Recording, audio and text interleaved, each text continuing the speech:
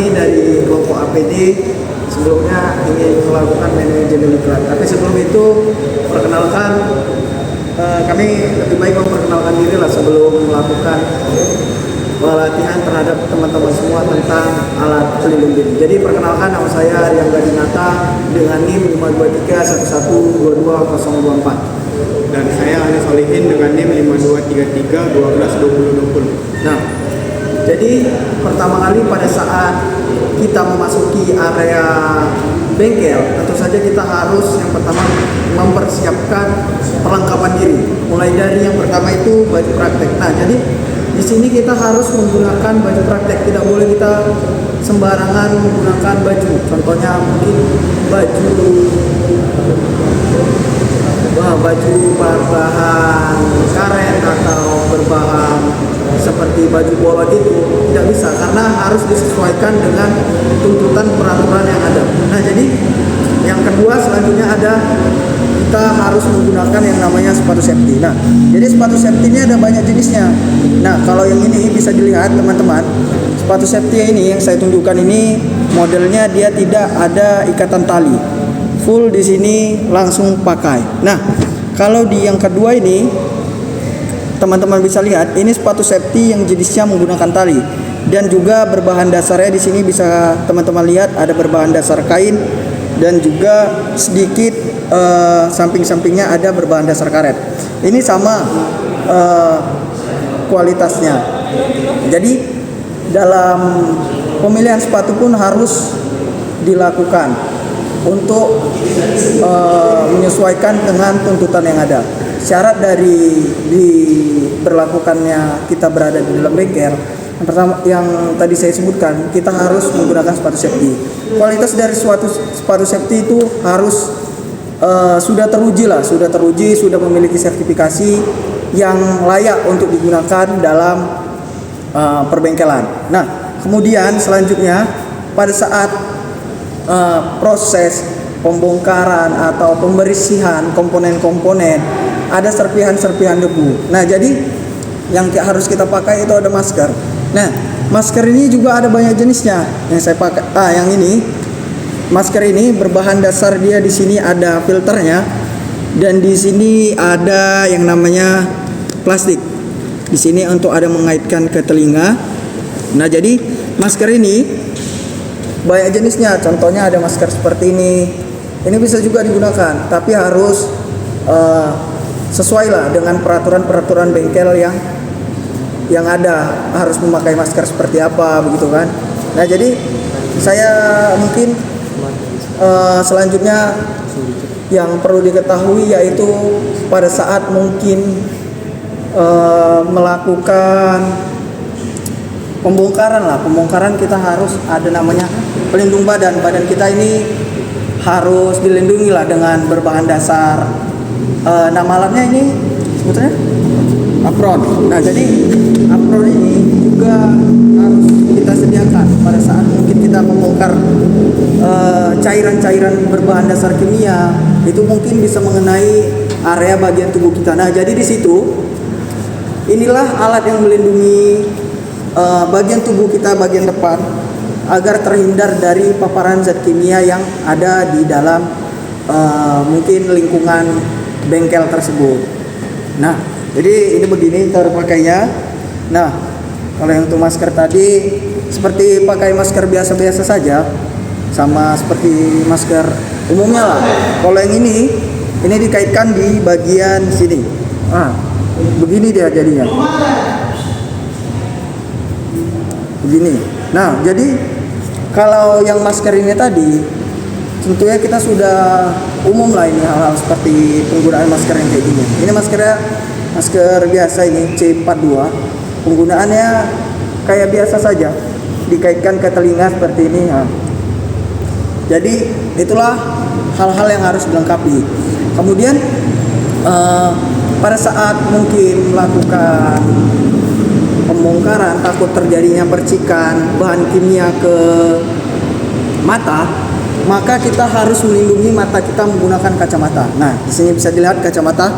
Nah, jadi kacamata di sini dia berbahan dasar plastik transparan Jadi inilah yang digunakan untuk melindungi kita dari paparan zat berbahaya yang nantinya akan mengenai mata.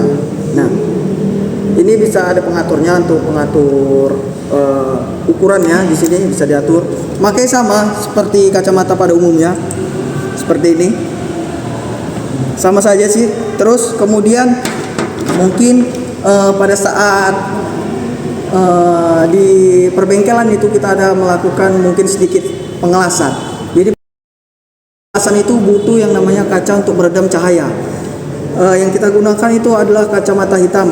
Jadi lensanya dia berwarna hitam supaya mata kita bisa terlindung dari paparan sinar-sinar elasan tadi, begitu. Itu saja mungkin. Selanjutnya saya akan menjelaskan yang pertama itu ada helm.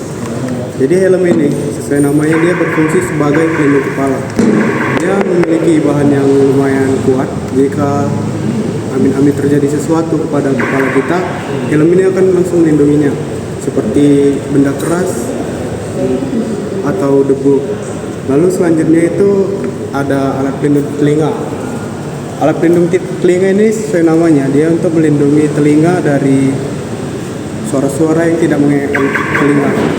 Contohnya pada saat kita melakukan pemotongan kan, suaranya itu kan bising. Kita bisa menggunakan ini untuk meredam suaranya agar tidak terlalu masuk ke dalam telinga. Lalu selanjutnya ada sarung tangan. Di sini kami memiliki dua jenis sarung tangan. Tentu keduanya ini memiliki fungsi yang berbeda. Yang pertama itu yang ini. Ini sarung tangan berbahan kain dengan grip. Ini biasanya berfungsi untuk memegang sesuatu agar tidak langsung mengenai tangan, seperti pembongkaran pada mesin, mengambil benda-benda atau menahan. Ini dia sangat kuat ya. Dia akan langsung melindungi tangan kita. Selanjutnya ini berbahan kain dan karet. Ini biasa. Sebenarnya di bengkel tidak menggunakan sarung tangan berbahan karet karena berbahan karet itu sangat mudah terbakar. Nah, mungkin selanjutnya saya akan memberi tutorial cara penggunaan pemasangan APD di tubuh kita. Nah, bisa dilihat di sini contohnya yang pertama kita itu bisa dipegang, Pak. Nah, baik di sini saya akan memberi tutorial cara pemasangan APD yang ada di laboratorium otomotif. Jadi yang pertama itu kita harus menggunakan sepatu safety. Nah, jadi sepatu safety-nya ini seperti saya katakan tadi harus berkualitas tinggi, tidak bisa sembarang sepatu safety karena gunanya untuk melindungi kaki kita. Nah, jadi cara pemakaiannya sama seperti sepatu biasa karena ini tidak ada ikatan tali, jadi kita tinggal masukkan saja. Nah, bisa lihat. Terus kemudian area yang harus kita lindungi itu bagian badan menggunakan yang namanya apron. Nah, pemasangan apron ini seperti ini saja penggunaannya. Hanya saja di bagian sini ada alat bantu untuk mengaitkan apron tersebut. Begitu. Nah, selanjutnya yang perlu dipastikan kita tidak boleh memakai gelang atau cincin karena nantinya akan membahayakan pada saat pembongkaran. Apalagi kalung, nanti pada saat pembongkaran takutnya benda-benda ini masuk ke dalam komponen-komponen kendaraan. Jadi ini harus kita letakkan dulu. Nah, selanjutnya harus kita lakukan adalah pemasangan sarung tangan. Sama seperti halnya sarung tangan biasa, pemasangannya cukup simpel. Kita sesuaikan saja jari-jari kita ini dengan besaran yang ada di dalam sarung tangan tersebut. Kita pastikan ini seperti ini.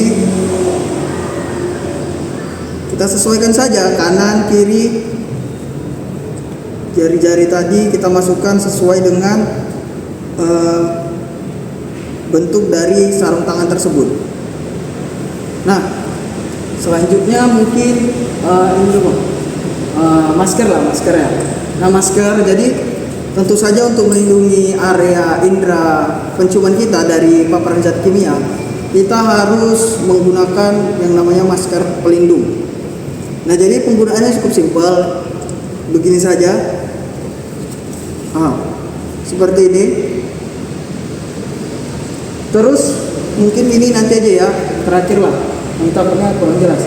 Mungkin ini dulu Bang, kacamata ya, kacamata. Nah, jadi penggunaan kacamata seperti kacamata pada umumnya, tinggal dikaitkan saja ke sisi-sisi daun telinga. Dari ujungnya ini dikaitkan, pastikan ukuran ini udah kita setel, ukurannya sama sesuai dengan besaran dari kemauan kita. Nah, selanjutnya mungkin masker lah ya, masker.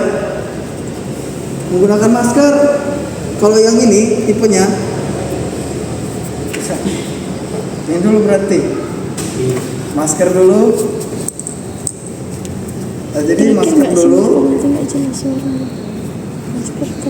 baru kacamata, dan yang terakhir itu ada yang namanya, ada yang namanya peredam telinga. Nah, ini untuk fungsinya tadi untuk meredam bunyi-bunyi yang ada di sekitar area kerja seperti ini.